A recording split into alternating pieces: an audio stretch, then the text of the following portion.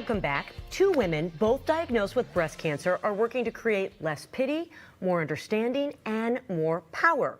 Amy Brace and Jenna Sartorius are moms that met because they're in a club no one wants to be a part of. Amy, a breast cancer survivor. Jenna, her stage 4 breast cancer metastasized to her brain. Together, they host the Pink Power Hour podcast. They founded the Pink Power Foundation, and now they've written a book with their kids that gives hope to families facing cancer. We have Amy and Jenna with us this morning. Hello and welcome, you two. Hello, Hi. Thank you for having us. It's nice I'm meeting Jenna for the first time, but Amy and I have a history. We go back. Our daughters played volleyball together, so it's fun. Since November. I know. So it's like almost every weekend since know. November we've been hanging out. I miss you. I miss all of our volleyball buddies. You do. I feel like so many people know of you, but may not know you personally, Amy, from the Cupcake Shop in Hopkins. And they all knew my name, but I got progressively worse with names as it went on. And once I got through my cancer diagnosis, I'd meet somebody, I'd be like, I'm not going to remember your name. I'm sorry, but I love that you're here. And let's hug. And let's hug. Please, let's hug. Yeah. So let's go back and let's kind of start with the beginning with you. I mean, you were in the medical field prior to opening up the Cupcake Shop, prior to your diagnosis. Kind of walk us through your journey. So I always wanted to be a doctor ever since I was little for whatever reason. I'd like pick apart my pizza like a little surgeon and I ended up going to school to be a radiologic technologist, so I did CT scans for 10 years. And at the U of M hospital, I loved it. It made me feel very smart, which was very nice.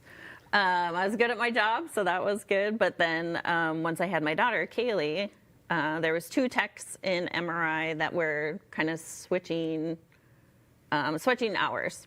So they were sharing because they were both moms. Yeah. And I was like, well, can I do that now that I have my daughter? Because I was working 10:30 to 7. I literally had to wake her up in the morning to see her. At night, she'd be going to bed. Yeah. And my boss is like, nope, I can't do that. And I was like, then I need to find something else because this isn't working for my family.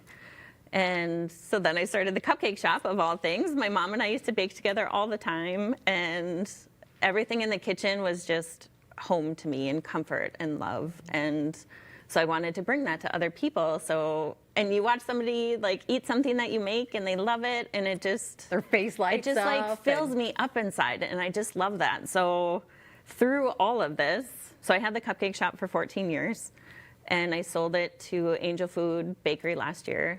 After I'd gotten it through COVID, I was like, okay, get to 2022. I was like, we did it. I worked 9 million hours in the last 2 years. I can take a break. And then that's when I got diagnosed with breast cancer, was October of 22. And for the next, whatever that is, 3.5 years. Timeline's I've had chemo, I've had 10 different surgeries. I went through radiation, I went through Kadcyla, which is like 12 more treatments after that. And I've just had a really hard time. Yeah. And I was like, I need to manage the stress in my life. And so in 24, I started looking for somebody to get the shop, or to purchase the shop. Purchase the shop. Okay, now, Jenna, tell us about your situation. Yep. So I was originally diagnosed stage 3, advanced stage 3 breast cancer 4.5 years ago. And I did a double mastectomy, chemo, radiation, the whole gamut. And then just shortly after, less than a year, or actually a year after I completed a year of treatment, I was having terrible headaches, and then I went in for a brain MRI, and sure enough, I had a 4-centimeter brain tumor that they were able to take out, thankfully, radiate, and now I take daily chemo. I was working at that time, and then I said, I think a brain tumor is a good enough reason to like change my priorities and focus on what matters. I have 2 little boys and a husband, and now a puppy, and just trying to live and love life now. Tell us how you guys found each other and what led you to this podcast. Yeah, so actually Jackie of Vernacular and I met through the shop. She wanted to do a donation cupcake, and we did a donation cupcake every month.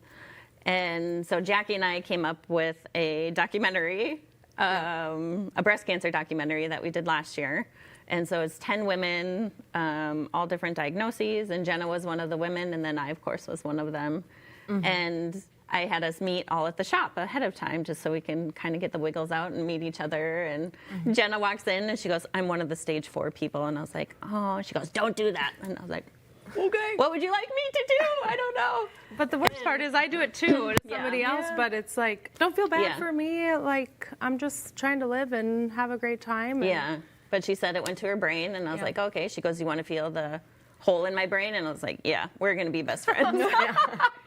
Feels pretty cool. You can feel Yep. the plate in there because they had to take my skull, part of my skull off to take the tumor out and then vacuum it out and then put it back on with a plate and screws. Yeah. Yeah. I want to get to everything because you guys have so much going I on. know there's so much we could talk about. Yeah. So talk about it. podcast. Yeah, And so podcast. is like candid and it's honest and Yeah. it's there's Funny. a lot of like laughing though that Yes. goes Yeah. on, and I don't think people think that when they think of two women with breast cancer hosting a podcast. Right. That's not the vibe I get. No. But And our that's sense how of we humor. connected. Yeah. Yeah, that's, I mean, we're still us at our core, right? Like, Yeah. I've always had kind of a sick, dark sense of humor, and then I found that out very quickly Yep, about Amy, yep. that she does too. So that's why we really connected, and we're like, Yeah. let's bring light, not light, but hope and humor, and Yeah. cancer can be funny, I guess. Because I So- noticed that actually when my grandparents passed away, I think I was in 7th or 8th grade, and it was the funniest funeral I had ever been to. Yeah. Everyone was laughing and telling stories and stuff like that, and I was like, oh man. But I was like, okay, it's a funeral, I have to be sad and stuff like that.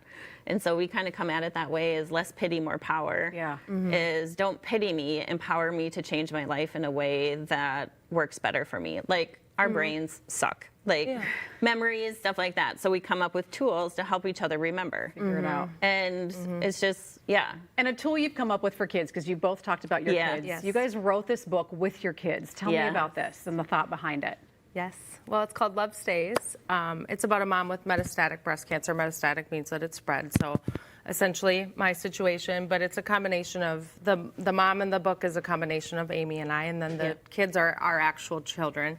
And then the dog is, well, My dog, Rex. So I had him for 15 years, and then he passed away when I was going through chemo. And this is a video of you and your daughter Kaylee. Yes, in the book. Signing books. these And are this is my how they boys. came. I was like, what? We're publishing with Amazon or Kindle through Yep. Amazon. KDP, And yeah. they came in a huge, we ordered 200 books. They came in this Yeah. huge bin of 40 packages. Yeah. I love we had that. to open. But the main thing of the These are my book boys. is that no matter what happens to the mom, because I obviously lost my hair and Jenna did not. Yeah. So that's why we wanted to make it a combination of the two of us. But I was having fun when I lost my hair, and I had a friend come over and shave it for me, and we were having fun and laughing, and then it ended up not coming back. And so that was something that I still really struggle with it, because I never expected that. But throughout all of it, no matter what mom is doing, her love stays. So that's kind of the theme throughout the book, is that even if her hair falls out or goes on vacation to Australia, is what we say in the book, that she still loves them. Well, and it's good for kids who are going through something like this to Yeah. recognize themselves in a book and see Right. similarities. And And see, it's okay to have all the emotions. It's okay to laugh. It's okay to, it's the both and principle. You know, Right. you can be both grateful and having a really hard day. And just kind of that dichotomy of it is, and kids, I mean, they're so tenderhearted. And Kaylee was 11 when I was diagnosed, and her kids were 16 months and 6. Yeah.